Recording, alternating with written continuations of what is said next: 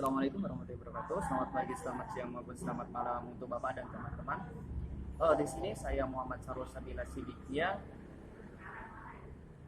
program studi Teknik Kimia angkatan 2019 di Universitas Internasional Semen Indonesia. Saya akan membahas bagaimana mengenai penegakan hukum yang ada di Indonesia dan bagaimana kemajuan yang ada di Indonesia. Dulu Indonesia mengikuti aturan hukum yang dibuat oleh bangsa Belanda. Tapi ketika adanya kemerdekaan pada tahun 1945, Indonesia membuat teks tertulis yang dinamakan undang-undang untuk menciptakan yang ada namanya hukum. Hukum sendiri bertujuan untuk menciptakan adanya suatu keadilan. Dan menurut saya, penegakan hukum di Indonesia ini masih belum bisa berjalan dengan baik, atau bisa dikatakan dengan lain cukup memprihatinkan. Kenapa bisa saya bilang begitu? Karena lemahnya penegakan hukum di Indonesia saat ini dapat tercermin dari berbagai penyelesaian kasus besar yang belum bisa dipecahkan atau belum bisa dituntaskan. Salah satunya adalah praktek korupsi yang menggurita. Namun, ironisnya para pelaku utamanya sangat sedikit yang dijatuhi hukuman yang pantas untuk mereka, yaitu para korupsi.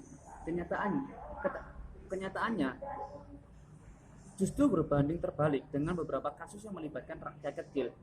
Dilihat dari kajian filsafat, refleksi filsafat hukum dilakukan untuk dapat mengetahui kejanggalan-kejanggalan yang ada dalam penerapan hukum dalam menilai orientasi nilai keadilan yang menyangkut pandangan hidup manusia. Dan untuk kemajuan hukum sendiri, menurut saya kemajuan hukum ini cukup bisa dikatakan cukup lebih baik dibandingkan hukum yang terdahulu. Karena apa? Karena warga negara atau masyarakat Indonesia sudah bisa mulai berpikir apa sih tujuan dari hukum ini dan apa sih manfaat dari hukum ini tersendiri. Warga Indonesia mulai berpikir hukum ini dibuat untuk saya, hukum ini dibuat untuk keluarga saya, hukum ini dibuat untuk negara saya.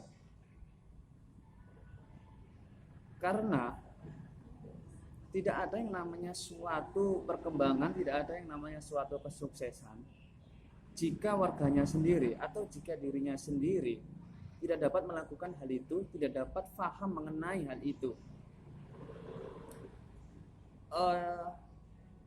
Dari semua itu tentunya ada yang namanya kekurangan. Menurut saya kekurangan yang cukup memprihatinkan.